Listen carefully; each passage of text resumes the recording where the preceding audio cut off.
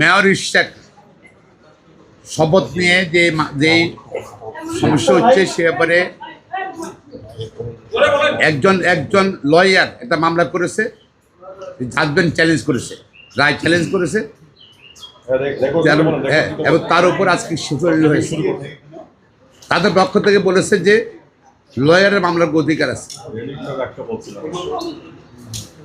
আর এবং তারা লয়ার যে কোনো চ্যালেঞ্জ করতে পারে। আর আমাদের পক্ষে আমি ছিলাম, ব্যারিস্টার কাসের কামাল ছিল, এহসান রহমান ছিল এবং আর অনেকেই ছিল, অনেক লয়ার ছিল।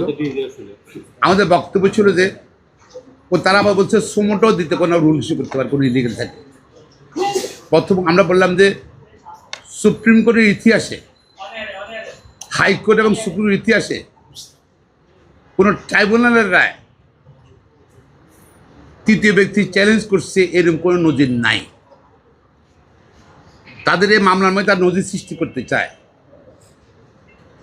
এইটা খারাপ নজির হবে। কারণ তাহলে ইউনিয়ন কাউন্সিল ইলেকশন বলেন, পৌরসভা, সিটি কর্পোরেশন, এমপি, মেয়র সব ইলেকশনগুলো, উপজেলার সব ইলেকশনগুলো তৃতীয় পক্ষে এসে বলবে যে আমার অধিকার আছে মামলা করার জন্য। এই জন্যই সুপ্রিম কোর্টের ইতিহাসে কখনোই হাইকোর্ট ডিভিশন, সুপ্রিম কোর্টে কখনোই এরকম কোনো নজির নাই কোনো ইন্টারফেয়ার করছে বা কোনো আদেশ দিয়েছে এদের পক্ষে। আর আমরা আরও বলেছি যে আইন অনুযায়ী একটা আদালত তাপসের গ্যাজেট নোটিফিকেশন মেয়রশিপ বাতিল করেছে সাক্ষী প্রমাণ নিয়ে এবং ইঞ্জিনিয়ার ইশাককে মেয়র ঘোষণা করেছে। আদালতের নির্দেশেই 10 দিনের ভিতর নির্বাচন কমিশন গ্যাজেট করেছে। গ্যাজেট 30 দিনের শপথ হওয়ার কথা, অর্থাৎ আগামী 26 তারিখ 26 শপথ হওয়ার লাস্ট ডেট। এই মামলা করছে তারা মূলত, তারা যখন 30 দিনের শপথ না দিতে পারে ইশাক, সেই জন্য তারা ফ্রাস্ট্রেট করার জন্যই এই মামলা করেছে মূলত। আবার বলেছে এখানে সে কোনো ক্ষতিগ্রস্ত মানুষ নয়, ক্ষতিগ্রস্ত একটা লোক হইতে পারে, সেটা হলে ব্যারিস্টার সদ্য তাপস। উনি এসে মামলা করতে পারতেন।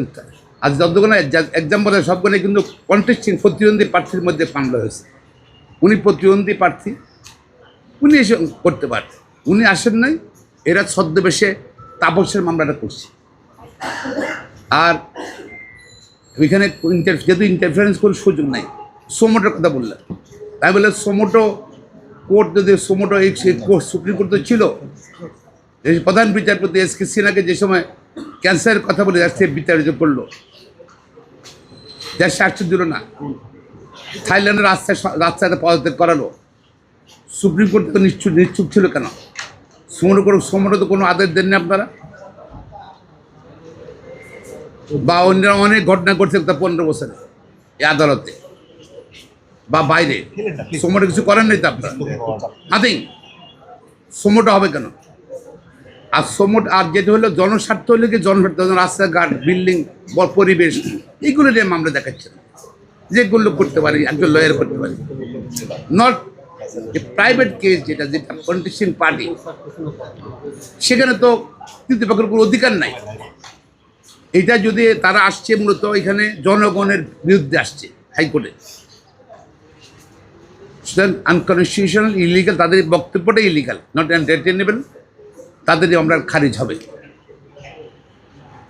এবং আদালত আমাদের কথা শুনে, অভিভাবক শুনে আগামীকাল আবার সকালে আদেশের জন্য রেখেছেন অর্ডার।